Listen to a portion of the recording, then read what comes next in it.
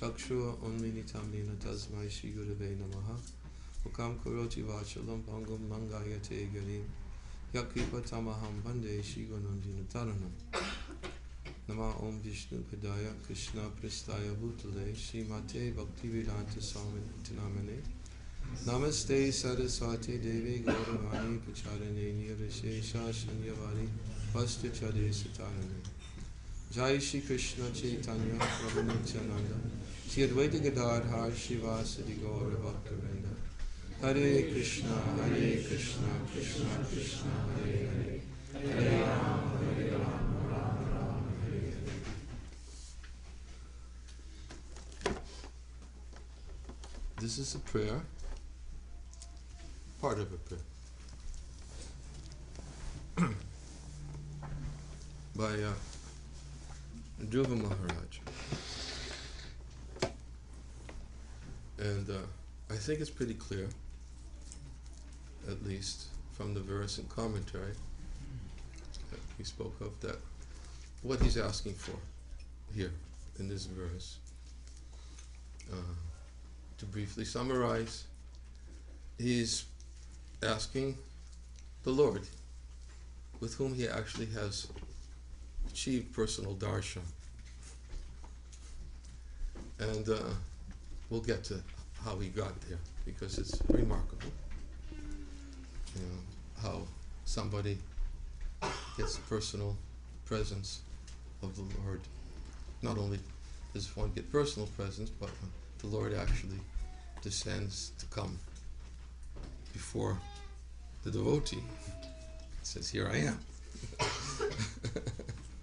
It's someone may challenge that such a phenomena is not possible, but if we study Srimad Bhagavatam, and we can understand it is very possible. And not only is it possible for the personalities we read about in Srimad Bhagavatam, but it's possible for anybody who adopts the same process they adopt for achieving a purified vision, and whereby one is able to see directly, face to face, the Supreme Lord, who appears according to the intense desire of the bhakta. Dhruva Maharaj at that time, he had some other desires besides just wanting to see the Lord, but we'll get to that. But nonetheless, the essence of the verse that we just spoke about is that Dhruva Maharaj was praying. When he got that, the Lord appeared. He said, "Please let me associate, bless me, so I can associate with great devotees." Somebody cannot hear. Is that the problem? Hare Krishna. Hare Krishna. Better? Okay. Okay. Brother Man, good? Thumbs up, right? Okay. Saying, "Bless me so I can associate with great devotees." And he gives sort of like a criteria of which devotees he wants. I want to associate with great devotees who are engaged constantly in your service. And he compares it like the waves of a river that constantly flow. And he says that because devotees are constantly engaged in that service, therefore they're uncontaminated. They live in an uncontaminated state of life.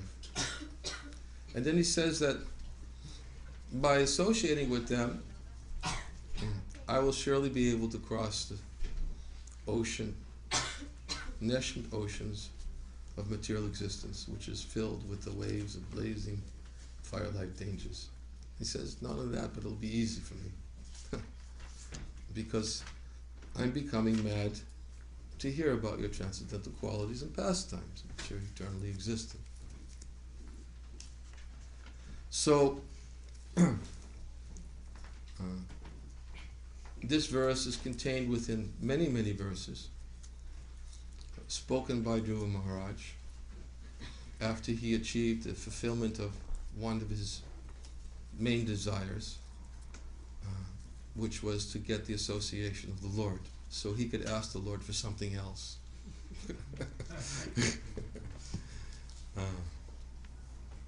But when he got the association of the Lord, he asked the Lord for something different than he previously asked for. That this is an important point to understand. Because we're going to go back and we're going to put this verse into context of the story of Dhruva Maharaj, and that's why I asked who knows the story. Because it's really important to understand how he got to this point. 5-year-old boy, father was King Maharaj Uttanapad, very great, powerful king. Had 2 wives, 2 queens, Suruchi and Suniti. And he was the son, Uttanapad was the son of Swayambhuva Manu, who was the son of Lord Brahma. And Lord Brahma is first original being within the universe who is actually manifested from the Supreme Lord Vishnu, Mahavishnu, or Garbhodakshaya Vishnu. And this is Dhruva Maharaj's lineage. And there was a particular event that took place in the palace, and that event was that Maharaj Uttanapad was sitting on the throne, his stepbrother Uttama was sitting on his lap, and Dhruva Maharaj was wanting to sit on his father's lap too. And when he attempted to sit on his father's lap, there was a restriction, a restraint given by his stepmother. And the restriction was, what do you think you're doing?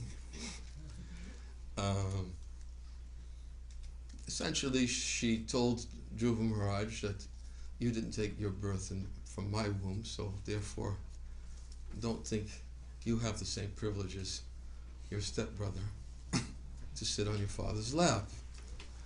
And she stopped him. And when she stopped him, Dhruva Maharaj obviously was astonished that such an effort was made to stop him. After all, Uttanapad was his father, and he had every right to sit on his lap, the same right as his stepbrother did. And then Suruchi continued to explain to him that if you want to sit on your father's lap, then actually the only way you can become qualified, in my eyes, to sit on your father's lap is if in your next birth you take birth from my womb. And if you take birth from my womb, then you can sit on your father's lap. Well, although Dhruva Maharaj was a 5-year-old boy, he had Kshatriya spirit. That was his lineage. And he was angry. In fact, he was seething with anger. What he was seething in anger, it was not only was he angry that his stepmother had the audacity to prevent him from doing that, but he was angry that his father didn't say anything. Didn't say a word. And, began to think, my father didn't defend me. I'm his son. And the other really point that was relevant to this whole story is that Suruchi not only said, if you want to take birth from my womb again, then you better go ask the Lord for some benediction, for the benediction that in your next life you can have the great boon to take birth from my womb. And therefore she actually gave him a good instruction that why don't you go and seek out the Lord, go to the forest, and when you get there, ask him for that benediction. That, you know, I often, when I tell this story, I can't help it. I can't control myself. I have to think of how to put it in a current context, because if you think about how the way things work in the world these days, if you hear a story like this, you'd think that somebody would be there with their phone and take a picture of the whole thing, and they'd put it on Facebook, right? They'd put it on Facebook, and they try to get everybody in the whole kingdom to turn on the king. You didn't defend your son? I mean, such insulting words, and that's of course, that's modern context. That's like that's how, because it's actually it's a story. It's a good story. I mean, we think about it. I'm sure CNN would pick up on it. They always like to share, little tidbits of injustice, right? And but unfortunately for Dhruva, he couldn't go that way. Not only couldn't he go that way, but he went to his mother after this whole episode, and he was really angry. I was seething, really angry, because it's a Kshatriya spirit. And his mother already knew. Word had already spread. It wasn't Facebook. I don't know how it happened. They must have had a way of getting things, disseminated really fast. I guess it was the old way. I won't go into that in too much detail, but I guess the old way is gossip. Still there. It's still there. It's still there, but now they use Facebook for it. But somehow it already got back to her. And she was prepared. She was prepared. Came to her and said, I gotta, and she said, I know what happened. And the first thing she told him is, don't seek revenge. First thing she told him, don't seek revenge. It's a good instruction when you think about it, although it really contradicts modern psychology, which is really filled with all kinds of vengeance, tit for tat, Anyways, we won't get into all that, but I'm sure you all are exposed enough to it that you don't have to hear about it from me. It's the material world. But the first thing she told Dhruva is, don't try to seek revenge. Just accept it. Look for the good. Because she was very devoted. In fact, she even took the role of a Siksha Guru to Dhruva Maharaj. By the instructions she will give him. And when I speak about this point, I always somehow have to feel I have to include an important verse that I oftentimes quote in connection to about revenge, because I also had an experience in my own devotional life where I thought I had to use it. And yet I found shelter in a verse from Srimad Bhagavatam, where spoken by Shamak Rishi, where he says, Taraskrita vipralabdak shaptakshittaha tahapi tasyat tat patikurvanti tad bhaktakavayopihi. That devotees of the Lord are so forbearing that even if they're cheated, cursed, insulted, neglected, disturbed, or even killed, they're never inclined to avenge themselves. Which is it's a real powerful verse. That really goes against the grain of modern psychology. But it really is a powerful verse, which helps us to understand that what Suniti was telling her son had a very valid, solid basis. Am I getting too far away from the microphone again? Yes. Yeah. Sorry, I apologize, but it's not me, it's the microphone. I'm taking revenge.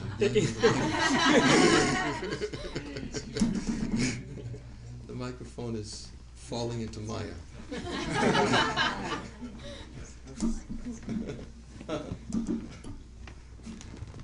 Not cooperating.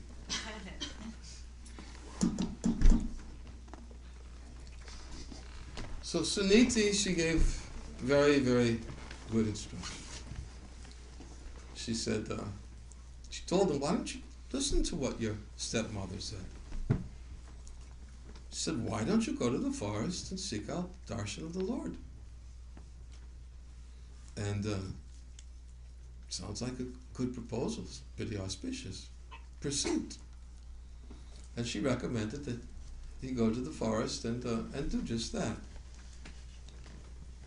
So Dhruva Maharaj took to heart the words of his mother, and he decided to go to the forest. And while traversing through the forest, with the aim to fulfill the instruction that was given to him, Narada Muni appears, and Narada Muni is a great devotee of the Lord, also son of Lord Brahma. Lord Brahma had many sons. Narada was the most powerful son because Narada Muni's teachings were always on pure devotional service. And he was always looking for a good candidate. And therefore he may appear at various times and places wherever there's a good candidate. And we see that Narada Muni has a tendency to appear on different pages in Srimad Bhagavatam, wherever there's a good chance for him to find a good candidate, to instruct him and to enlighten him. So Narada Muni appeared, understanding Dhruva Maharaj's intention, and Narada Muni actually first tried to distract Dhruva from his goal. And he tested him and said, like, you're a 5-year-old boy. Do you know what it takes to get the darshan of the Lord in the forest? You know what kind of austerities you're going to have to do? And, why don't you just try to accept it and become peaceful and accept it? In the same way that your stepmother was suggesting, just accept it and become equipoised and transcend it all. And he gave him different instructions specifically to try to divert him from his goal, which was, he had a particular goal. The Lord, and he had something that he really wanted to ask the Lord for. Something really burning in his heart. At that time, he wanted 3 things. He wanted revenge. He wanted revenge. Mother told him, don't take revenge. But he couldn't get it out of his heart. He wanted revenge to his stepmother, he wanted revenge to his father, he wanted revenge to his stepbrother. All of them. He wanted a kingdom better than his father's, better than his grandfather's, better than his great-grandfather's. He told Narada Muni, he said, I'm sorry, what you're telling me right now just doesn't touch my heart. And what can you do? It didn't touch his heart.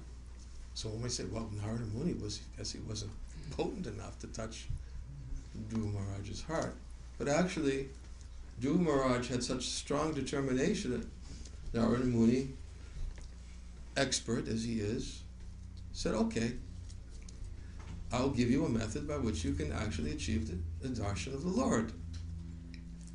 And what did he do? He initiated him to a Vaishnava mantra.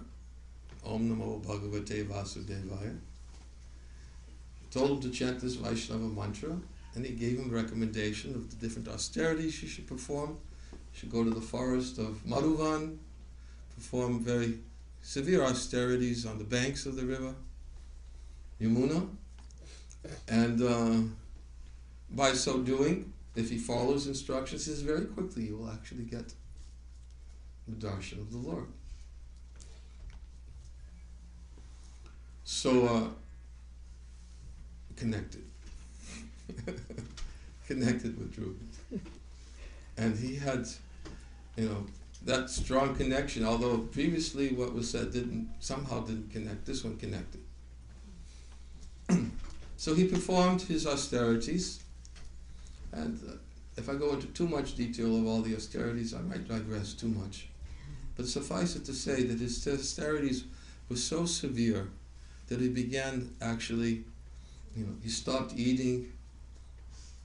He was eating just a small amount, standing on one foot, then he stopped, controlled his breath, and then I can't remember how many, controlled his breath just once every, anybody remember? Like started with 12 days. Yeah, something like that. And actually it became so powerful by his austerities, it began suffocating the universe. And the demigods became fearful of this powerful young boy, and they actually approached the Lord and said, "Can you do something about it? We're choking." And then the Lord,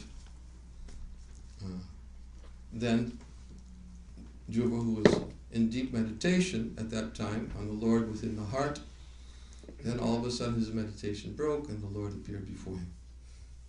And he said that same Lord who he perceived on the throne of his heart was manifest before him. And then when the Lord manifested in this way, Dhruva was just overwhelmed. Because, imagine,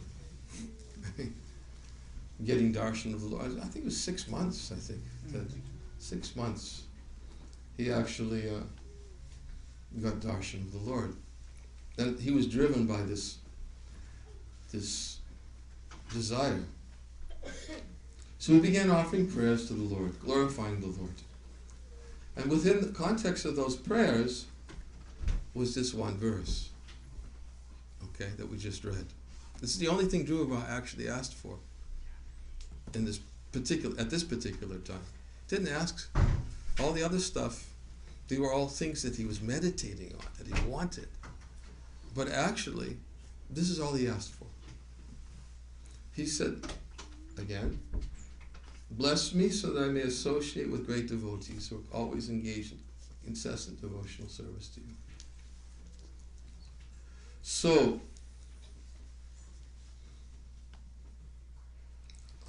the Lord accepted the prayers of Dhruva, heard them, and then he responded and told Dhruva, "What you've asked for is very, very difficult to attain. It's not so easy. But actually, because of the austerities you have performed, you'll achieve all of these desires that you want fulfilled." And then he began to describe to him a place, a planet called Polestar, which was within this universe where there's actually no birth, death, disease, old age, and actually where one of the manifestations of the Lord eternally resides. And it's within this universe, and that place is even better than Brahma's universe. Because Lord Brahma, he has to die after, 312 trillion years, whatever it is. When Lord Brahma gives up his body, then depending on the different types of Lord Brahma, there's different types of Lord Brahma. I don't want to go into all the details, but some Lord Brahmas go back to Godhead. Some Lord Brahmas actually have to take birth again. Some Lord Brahmas, they don't all go back. Of course, we have Brahma, who's a great devotee of the Lord in this universe. But therefore, it could be said that this planet that the Lord told him he would achieve is even better than not only his fathers, his grandfathers, his great-grandfathers. It's better than his great-grandfathers, Lord Brahma, because there's no birth, death, disease, old age. So he told him that this is what you'll get. But before you go there, he said, you'll get to sit on your father's throne for 36,000 years. And you won't forget me. You'll always remember me. You'll perform great sacrifices. And you'll be known for the great sacrifices that you've performed. And because of those sacrifices, and because of the benediction, you'll always remember me. And then he said two other things that were quite interesting. He said, oh, by the way, he said that your brother Uttama will go to the forest and he'll be killed. And your stepmother Saruchi, when she hears about it, in great anguish, she'll enter to the forest to find him. And she'll be devoured by a forest fire. And then the Lord finished his discourse with Dhruva and left. Now, at this particular point, this is a conversation between Vidura and Maitreya. Oh boy, I think I'm on a tight leash. What time am I supposed to end by, P.R.A. Mohan Prabhu? It's 5 minutes to 5. 5 minutes to 5? Yeah. Oh, okay. Okay. We're just getting there.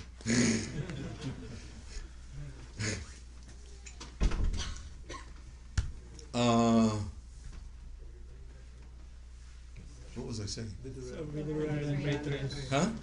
Conversation between. Oh, conversation between Vidura and Maitreya. Yeah. This is actually a conversation between Vidura and Maitreya. And Vidura, when he heard what happened, that when the Lord left, Dhruva Maharaj was blown away. He was lamenting. He was suffering. And Vidura couldn't figure it out. Why is he suffering? He got the darshan of the Lord, and everything he wanted, the Lord told him he got. Why is he suffering? They couldn't. Vidura couldn't connect. What's what? But yet, Dhruva Maharaj was suffering at that particular point when the Lord left, because he was thinking, the Lord didn't say anything about what I asked for. He didn't say a word. The only thing he talked about was everything I was thinking about before. And what I was thinking about before was trash. Complete trash. I was a fool. I was thinking about all these things I wanted. But when I saw the Lord, I didn't ask him for them, but he knew everything that was there in my heart. And all he talked about was the things that were there in my heart before. And he was like devastated. He was filled with all contempt about himself, disgust. He was disgusted with himself. And this just didn't make sense to Vidura. Why? And the reason why he was so disturbed is because he was thinking, the Lord didn't say anything about it. He must have thought that I was being completely duplicitous with him when I asked for association of devotees. Otherwise, why didn't he say something? I didn't say anything, oh Lord, I want this, I want that, I want this, I want that. I didn't say any of those things. But the Lord knew it. He knew everything. So he said, okay, this is what you got. You got a planet better than your great-grandfather's, and you got all the revenge you want. You'll get your father's throne. Your stepmother, well, your stepbrother. I mean, this is what's going to happen to them. Dhruva wasn't happy. Wasn't happy at all. And this is the context of this verse, is that, of course, Dhruva wasn't happy because the well-known verse, he says, I came here looking for a piece of broken glass, I found the most valuable jewel. You know, upon achieving the darshan of the Lord, which he got by the mercy of Narada Muni, by the mercy of his mercy, he bestowed his merciful blessings on Dhruva. May you be successful in the pursuit of your efforts. And he gave him a method by which his heart could become purified. Even though he was driven by those faulty desires, he became purified. And therefore, with a purified heart, he lamented. If his heart hadn't been purified, he probably would have been jumping with ecstasy. But with a purified heart, he lamented. He lamented, he even said, I feel like a person who's gone to a king and asked for a few grains of rice. He says, I feel like somebody who's treated by a physician and I'm a dead body. What value is it? He actually gave these analogies. You know, so worthless that the Lord understood the heart of Dhruva Maharaj, and therefore, of course, Dhruva lamented. His lamentation was very purifying, and as we know that he got the benediction that the Lord gave, and at the end he went back to the pole star. He went to the pole star after 36,000 years of ruling the kingdom, and the Lord was resident there in the pole star, and not only that, but his mother Suniti, she actually, when he went back to the pole star, he was fearful, thinking, what's going to happen to my mother? She's the one that gave me the instruction to go to the forest, and saw that his mother was on another flower airplane going in the same place he was going, and nice end to the story. But the point, an important point that needs to be brought to light, is what a devotee with a purified heart, what does he pray for? Because Dhruva Maharaj's purified heart was there, and actually he asked, please let me have the association of your devotees. And Vishwanath Chakravarti Thakur actually brings out the point, important point in this connection, is that imagine getting the association of the Lord and then asking, what do you ask for the Lord for? Well, let me be with your devotees. I just let me be with your devotees who are always engaged. It doesn't say, let me stay with you forever. He said, let me be with your devotees who are always fully engaged in your devotional service. There must be something there. Must be some... And of course, Srila Prabhupada takes the opportunity of that verse to highlight that point, that, yeah, there is something there, especially for those whose hearts are still not pure, that if you want to have a purified heart, and if you're not as fortunate as somebody like Dhruva Maharaj, that, you can get Narada Muni in 6 months, then you really need association devotees. And Prabhupada highlights that in the commentary, the importance of associating with devotees. And Vishwanath Chakravarti Thakur explains that point, is that even when one gets the association of the Lord, a devotee will ask for association with devotees. There are other examples in the Bhagavatam. I think in prayers, Kritu Maharaj asked for the same thing. The Lord appeared, please let me associate with your devotees, birth after birth after birth. There are other prayers. Another prayer that I like to recite, and this is a very powerful prayer, spoken by Haridas Thakur in this connection. This prayer was spoken by Haridas Thakur to Lord Chaitanya when Lord Chaitanya was giving benedictions to all of his devotees during the Mahapakash Leela. Lord Chaitanya is the Supreme Lord, but he appeared as a devotee of the Lord. But although he appeared as a devotee of the Lord, during this certain period of time, he manifested the symptoms of the Lord. It's called Shataprahiya Bhava, or his ecstasy of 21 hours, where he actually assumed position of the Lord, stood on the altar, and all the devotees one by one would come and ask for benedictions, and the Lord would reveal very confidential things about each of his devotees' lives, and bestow benedictions upon the devotees. And when Haridas Thakur came before the Lord revealed to Haridas how he had protected Haridas previously when Haridas was being beaten through 22 marketplaces. The Lord protected him, and actually from feeling the great pain of being whipped through 22 marketplaces, and recited the whole event and explained how he was protecting Haridas. And then he asked Haridas, ask for some benediction. And Haridas Thakur, in his prayers, he said to the Lord that you are so great that anybody who always remembers you, even if he's as low as an insect,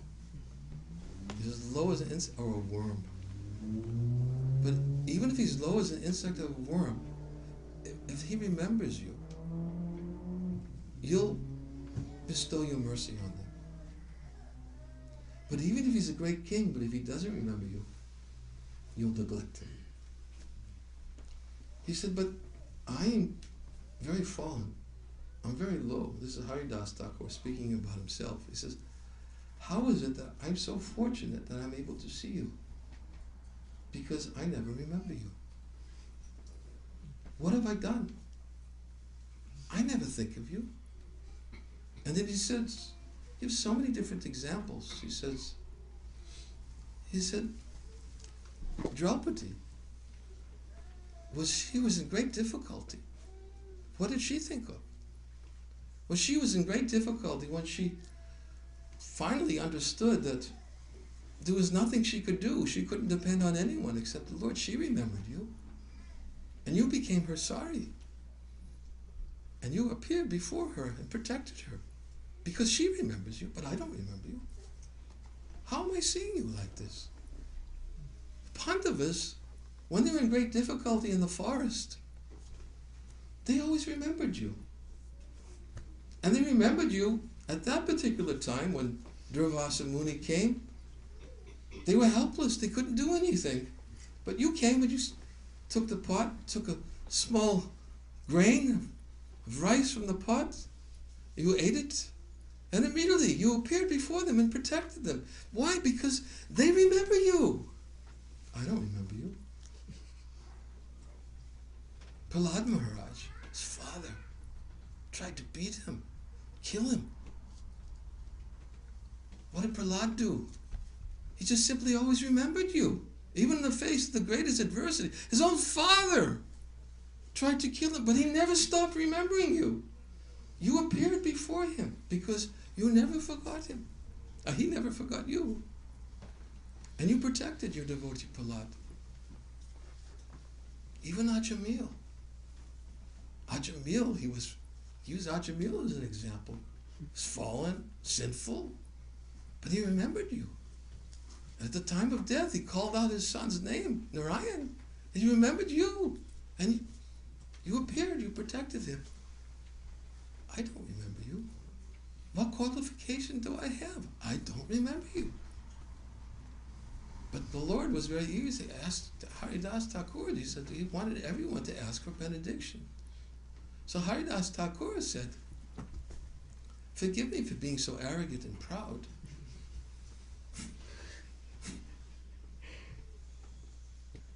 said, forgive me. Please, just let me eat the remnants of the foodstuffs of your devotees birth after birth.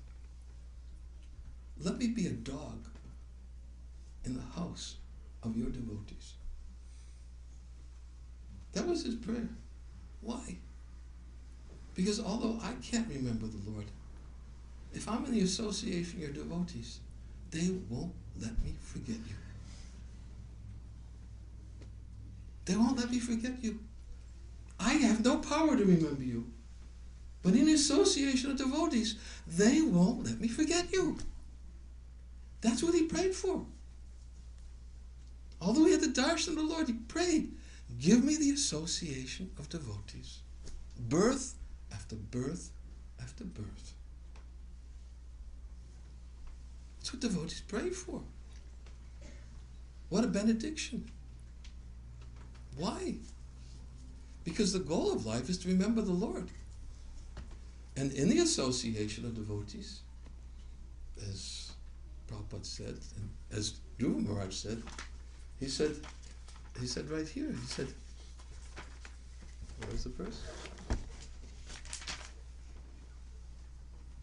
I shall surely be able to cross the nascent oceans of material existence, which is filled with the waves of blazing fire-like dangers.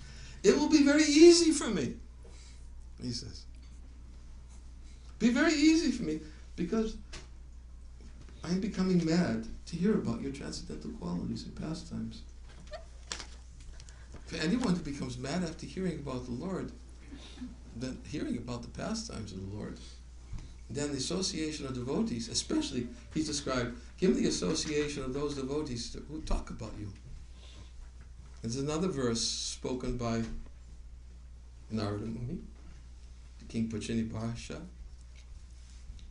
It says, in the place where pure devotees live following the rules and regulations, in that place, if one gets a chance to hear the topics of the Supreme Lord, which are flowing exactly like the waves of the river, incessantly, and if one gets caught up in those waves, one will forget about all the necessities of life, such as hunger and thirst, and one will become free from all kinds of illusion, lamentation, and fear.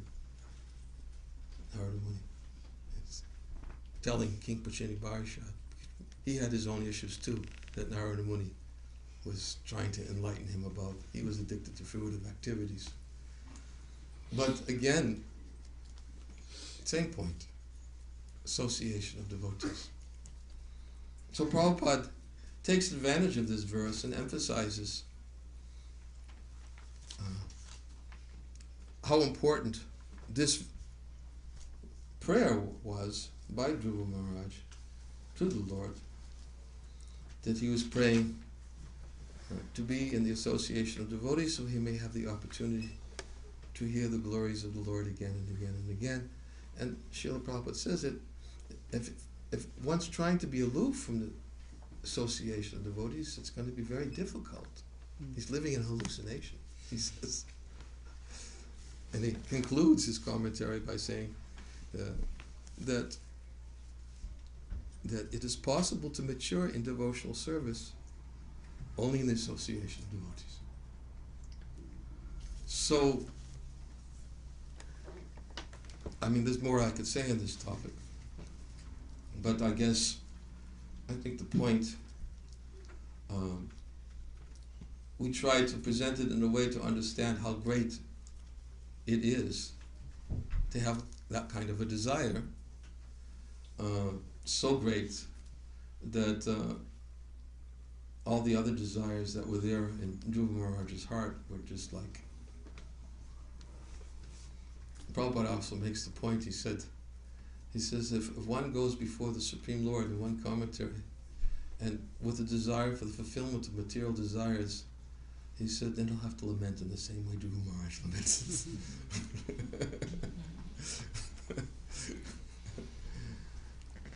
Cautions. Be careful. Be careful what you ask for. Because, okay, he may fulfill it. He makes that point also in Chaitanya Charitamrita. He says, if my devotee engages in my devotional service, but at the same time he wants the opulence of material enjoyment, he's like a fool who will willingly drinks poison. So why should I give this fool material prosperity? Instead I shall induce him to take shelter of my lotus feet and forget these things, because the Lord fulfills the desires of his devotees in such a way that they'll never come back and ask for him again. That's the mercy of the Lord.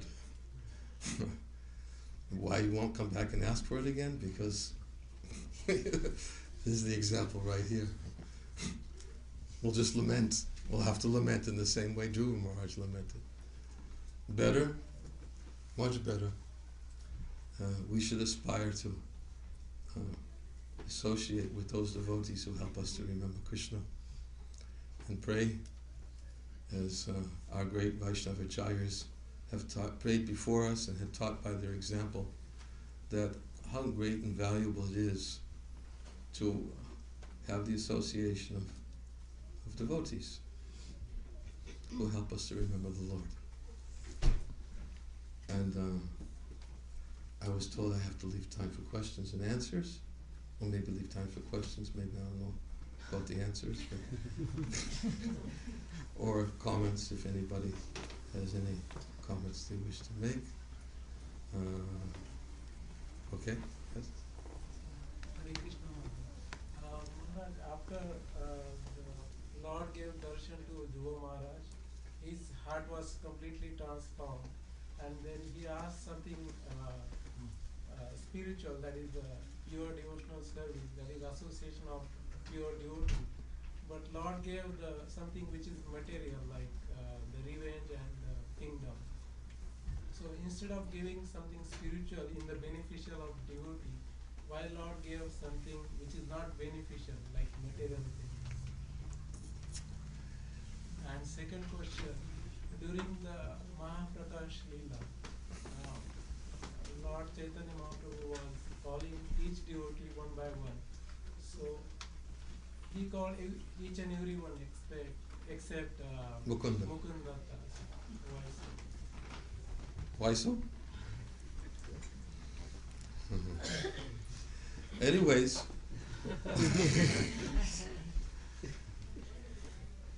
we cannot say why did the Lord do anything. He does always for the benefit of the devotee, whatever he does. That much we know. Whatever the Lord does is always for the benefit of the devotee. He will never do anything unbeneficial for the devotee. And the devotee who sees things that way will always get the mercy of the Lord and derive the benefits. And these examples are demonstrated throughout the Bhagavatam. Tate no kampam sushamikshamano bhujana evatma kritam vipakam. That one who seeks the compassion of the Lord, who tolerates all kinds of adverse conditions due to the karma of his own past misdeeds, who goes on glorifying the Lord, engaging in one's devotional service with his body for mind and words, then Mukta Pradesh Sadhaya Bhak becomes a bona fide candidate for liberation. Liberation, meaning engaging in pure devotional service. So we know that for the devotee who always accepts whatever the Lord, however the Lord deals with him, then certainly that's for the benefit of the devotee. And that's exactly what Dhruva Maharaj did. He accepted it. That's the way that he lamented, but his lamentation becomes a cause for further purification. Why? Because as when one laments in this way, as the Lord explains, he induces the devotee to never come back and to never want those things again. But the Lord is so kind that he fulfills the desires of the devotee even better than the way the devotee wants his desires fulfilled. So the point is that the Lord fulfilled all his desires and gave him also fulfillment of his other desire, although he didn't speak about it, which Dhruva realized when he went back to Polestar. The Lord became an eternal resident on that planet with him, and he always had the association of the Lord. So he got everything. He got everything. So in order to get the darshan of the Lord, one has to pray, perform austerities, and when they get the darshan, well, in the case of Dhruva Maharaj, I was looking for broken glass. I got a But that doesn't happen to everybody. There's examples in the Bhagavatam of individuals who engage in austerity to get the darshan of the Lord. They get the darshan of the Lord, and they're not purified of their material desires. Why? You have Aditi, you have Kardama Muni, you have Daksha. They all performed austerities. They all got the. But Dhruva Maharaj got the blessings of Narada Muni. But Aditi got the blessings of Kardama, who was also a pure devotee. He was the one who gave her the process by which she could see the Lord, but she still had a material desire, even when she saw the Lord. So what's the question? Why? Why some and not others? Right, yeah. Before I take up my austerities to try to see the Lord, You want to make sure it's worth the effort?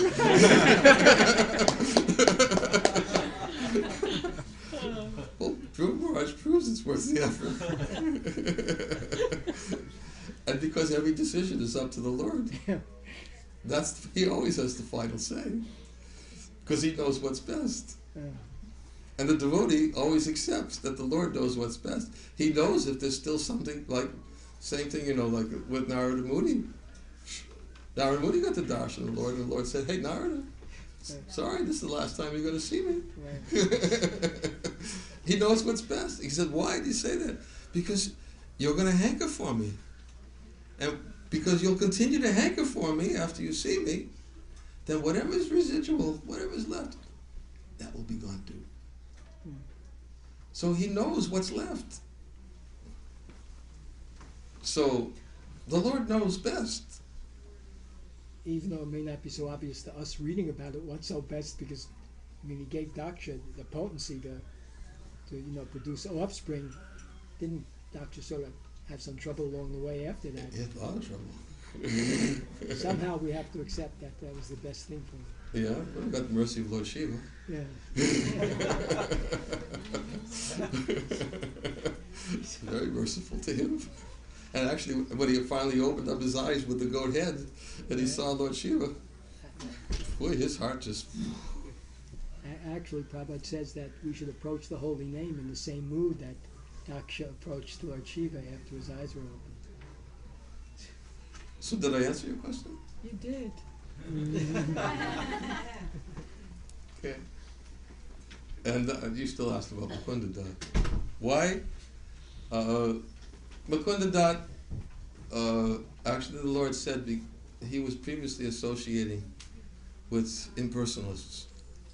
And in association of impersonalists, he behaved like one.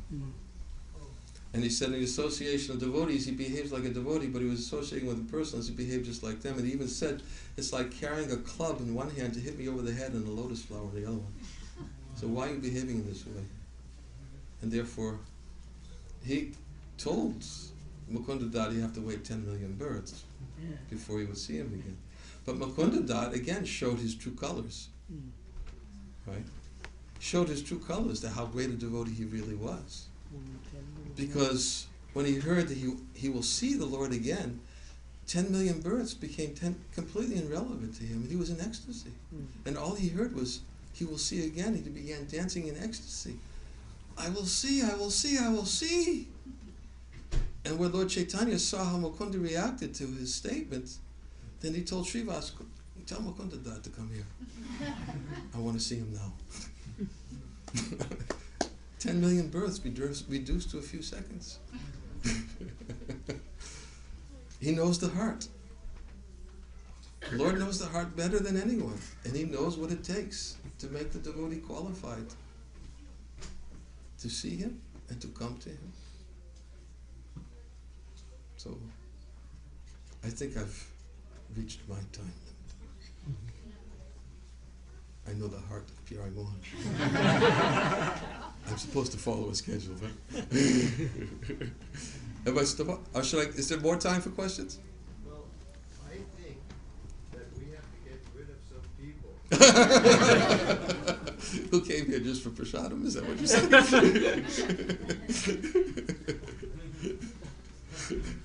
Okay. We'll end here. Hare Krishna. Thank you very much. Jai Srila Prabhupada.